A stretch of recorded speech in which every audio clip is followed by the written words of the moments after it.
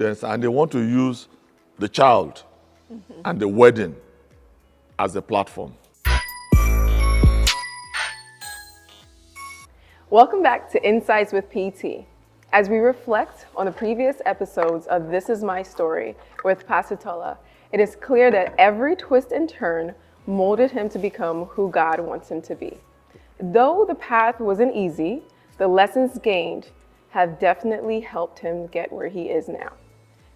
Here's PT, continuing with the journey of his story. Then something happened in the course of relationship. So at a point, she started processing her papers to go to UK to do a master's. And then a friend of ours, who later became our chief bridesmaid, said to her, why are you coming to America? Why are you coming to UK? To do what? She said, she wants to come and do a master's. And I want to say, look, let me tell you one thing. I'm in UK here.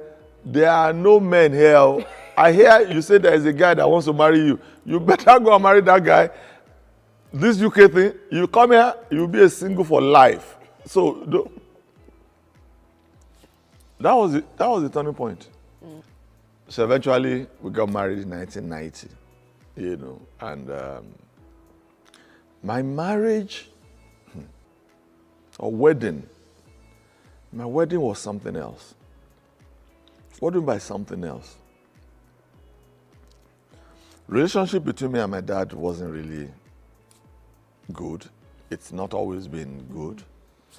And I also realized that during weddings, most African parents, especially if they are separated or maybe they divorce or something, they want to use that time to fight themselves, to get back at each other. And they want to use the child and the wedding as a platform. So I didn't see that coming. So my dad called me one day and said, this was like a few months to my wedding, maybe 3 months or something. I said, this your wedding, how will the arrangements for the sitting be at the reception? I said, arrangement for sitting at reception. Traditionally, it's the bride's family that does all that with reception and everything, In fact, it used to be that they are the ones that will pick up most of the cost. Do you understand? So I said, but he said, no, I don't get what he's saying, that my mom must not sit on that high table. You usually set up high table, and then bride's family, groom's family, then the bride and the whatever. But now it's changed. It's only the bride and the groom that sits together on one. But before, it used to be the whole family. Actually, father, mother, whatever. So when he said that, I said, so where will she sit? He said, she can sit anywhere. I said, sir, you are the one that will not come. My mom, she will sit there. If you come, you are my stepmom also, you will sit there. She's not sitting next to you as your wife. That's my mom, so don't worry about that one. But my mom's sister also, my aunt, will sit there. So I'm bringing 4 people up to that stage, apart from myself.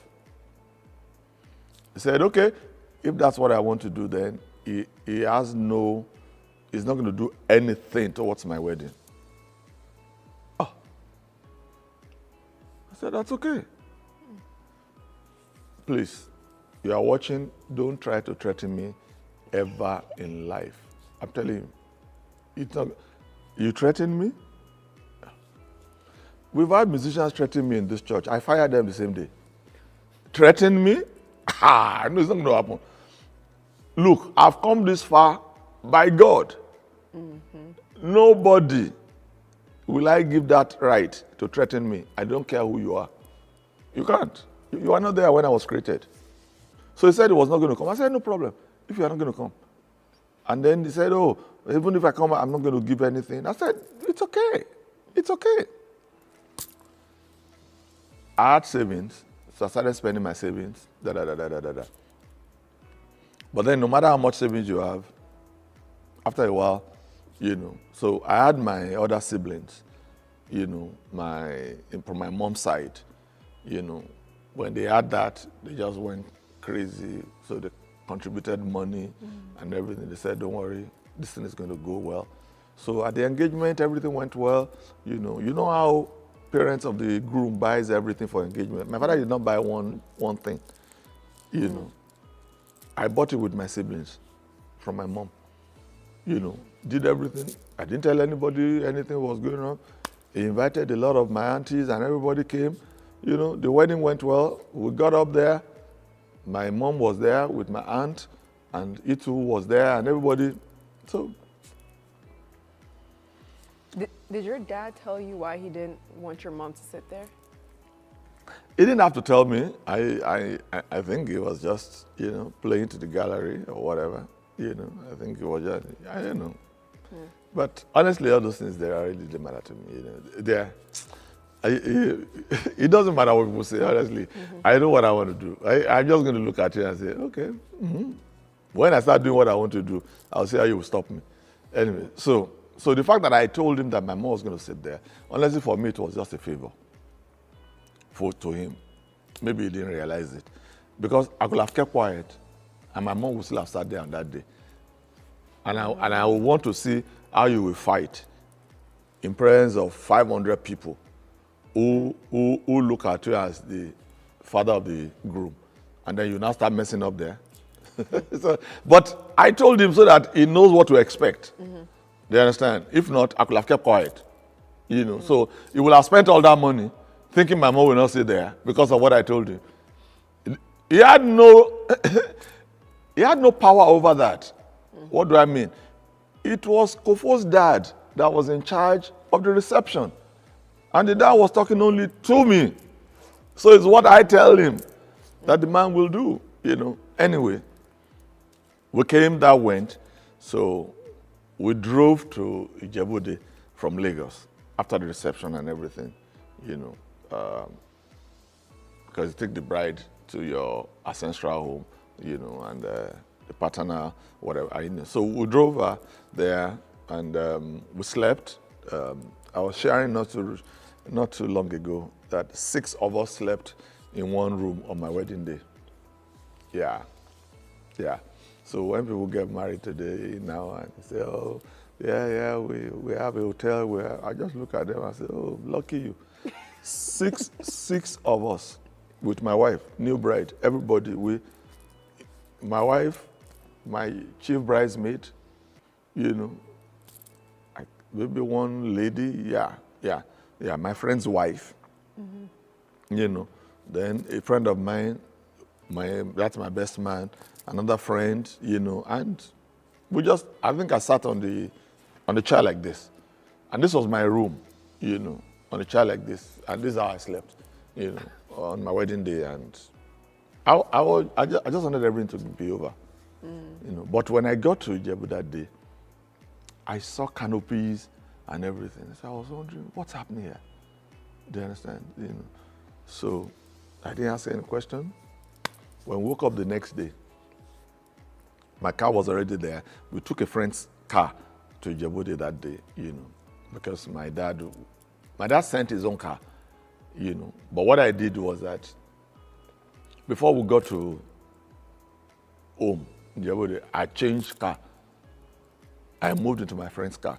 So my dad's car was driving, but was empty, because I wanted to, So anyway, so when I changed car and we moved home and everything, so the following day I saw my dad, I was ready to leave for Lagos,